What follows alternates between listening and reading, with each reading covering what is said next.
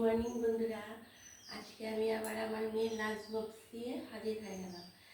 এতদিন কয়েকটা দিন মাঝখানে আসেনি, মেয়ের তো স্কুলের ছুটি ছিল, তো এখন স্কুল খুলেছে, তো আবার লাঞ্চ বক্স তোমরা দেখতে পারবে আমি সাজিয়ে দিচ্ছি।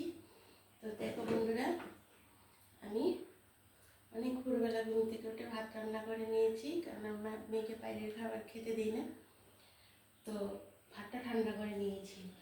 এখন তো প্রচুর গরম, ঠান্ডা না করলে ভাত একদম নষ্ট হয়ে যাবে। তো যেইবার দিচ্ছি ভাত খাবে না আমি জানি, তো দিয়ে দিই যদি খায়।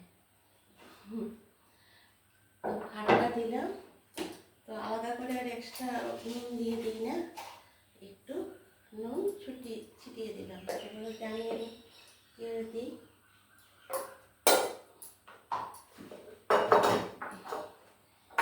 আজকে বেশি কিছু রান্না করিনি, এখানে দিলাম মিষ্টি কুমড়ো ভাজা, পেঁয়াজ টেয়াজ দিয়ে কাঁচা লঙ্কা দিয়ে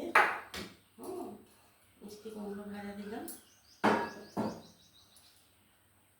বক্সটা লাগিয়ে নিচ্ছি, আমার মেয়ে শিং মাছের ঝোল খেতে খুব ভালোবাসে। শিং মাছ কাঁচা কলা আলু দিয়ে বেশি করে ঝোল দিয়ে শিং মাছের ঝোলটা দিয়ে দিয়েছি, তার জন্য আর ডাল টাল আজকে কিছু দিইনি।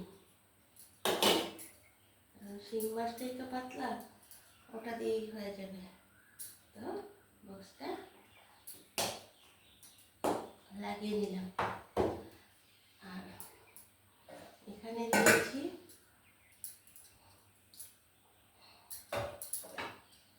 একটা আপেলকে ছোট ছোট করে কেটে দিয়েছি। ফল যা গরম পড়েছে, ফলটা খেতে চায় না, তবু আমি একটু দিয়ে দিচ্ছি যদি খায়। তো ফলটা দিয়ে কেটে দিয়েছি কেন, ওর খেতে সুবিধা হবে।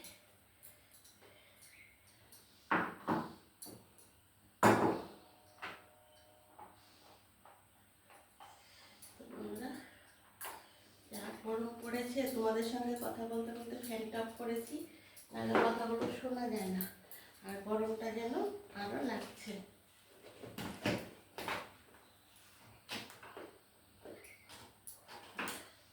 আর এই দেখো চামিচটা দিয়ে দিচ্ছি, আর একটা ছোট চামিচও দিয়ে দিচ্ছি।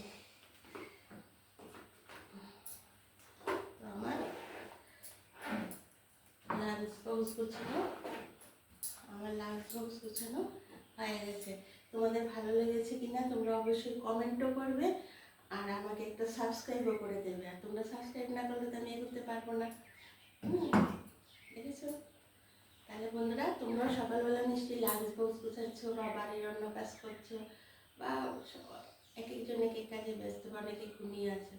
তাহলে বন্ধুরা, এখন এখানেই রাখি, অনেকটা কাজ বাকি পড়ে আছে, পরে আবার তোমাদের সাথে অন্য ভিডিওতে আবার কথা হবে। টাটা, বাই বাই, সবাই ভালো থেকো।